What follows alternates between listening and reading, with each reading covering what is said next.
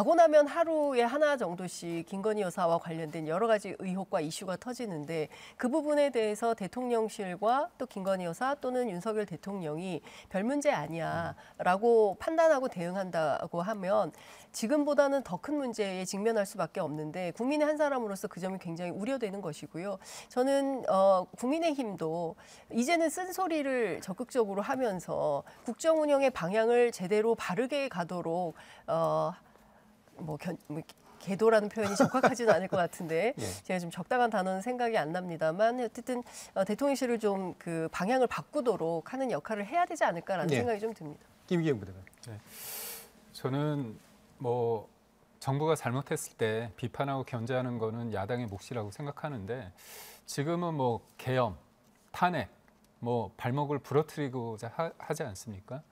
거기에 있어서 제가 볼 때는 야당 쪽 입장에서는 김건희 여사가 약한 고리라고 생각하고 너무 집요하게 하는 것 같습니다. 저는 누구든 죄가 있으면 벌을 받는 게 맞다고 보고요. 그 대신 여론이 앞서거나 또 법을 넘어서서 할 수 있는 거는 좀 아니라고 봅니다. 그러니까 저는 야당이 윤석열 대통령을 끌어내리기 위해서 탄핵하기 위해서 계속 김건희 여사만 계속 하는데 그러다가 닭쫓던 개신세가 될 수 있다고 봅니다. 지나친 면이 없지 않아 있다고 보고요.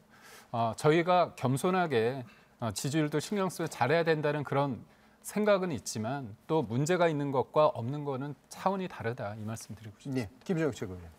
명태균이니 또 김대남이니 당정 갈등이니 의정 갈등이니 이런 여러 가지 일들이 이슈가 터져 나오면서 국민들이 피곤해하시고 있다는 걸 잘 알고 있습니다. 그 집권당 지도부의 일원으로서 대단히 죄송하게 생각합니다. 만나보면 다들 먹고 살기 너무 힘들다 요새 그런 얘기 하세요. 그리고 우리가 헤쳐나가야 될 과제가 많습니다. 산적한 과제가. 기후 문제도 지난 여름 폭염에서 보여줬듯이 앞으로는 더 계속 더워진다는데 과연 이거 어떻게 해야 될 것인가. 그다음에 국제경제 점점 나빠지는데 어떻게 해야 될까. 북한 문제는 또 어떻게 해결해야 될까. 이런 거대한 이슈들 정말로 우리 국가의 운명을 결정할 그런 이슈들이 있는데 저희들은 자꾸만 이렇게 옛날 이야기들 그리고 무슨 스캔들 이런 것들에 얽매여서 한 치 앞도 못 나가고 있는 것이 참으로 안타깝고 또 거기에 대한 어떤 원인을 저희가 일부 제공한 측면이 있기 때문에 거기에 대해서 대단히 죄송스럽게 생각을 하고요.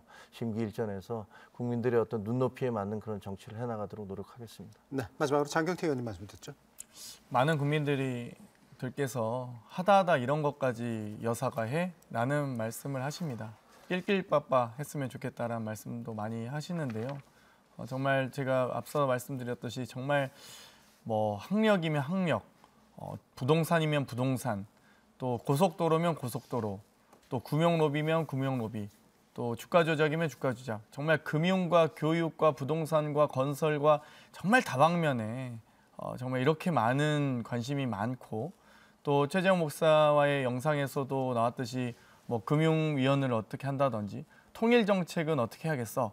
라는 것까지 이야기 나오지 않습니까? 그래서 정말 이제는 좀 김건희 여사를 자제시키는 것이 오히려 대통령실과 국민의힘에 더 도움이 되지 않을까. 정말 이런 모든 혐의들을 다 적용하면 김건희 여사 감옥 가야 된다라고 주장하시는 분들이 많은 만큼 오히려 그렇게 되는 것이 오히려 대통령께서 국정 운영하시는데 더 편안해지지 않을까라는 생각까지 들 정도이기 때문에 부디 정말 이건 대통령실과 국민의힘 집권 여당이 책임감을 가지시고 이런 사안에 대해서 보다 더 엄격하게 적용하시고 엄중하게 대응하셨으면 좋겠습니다.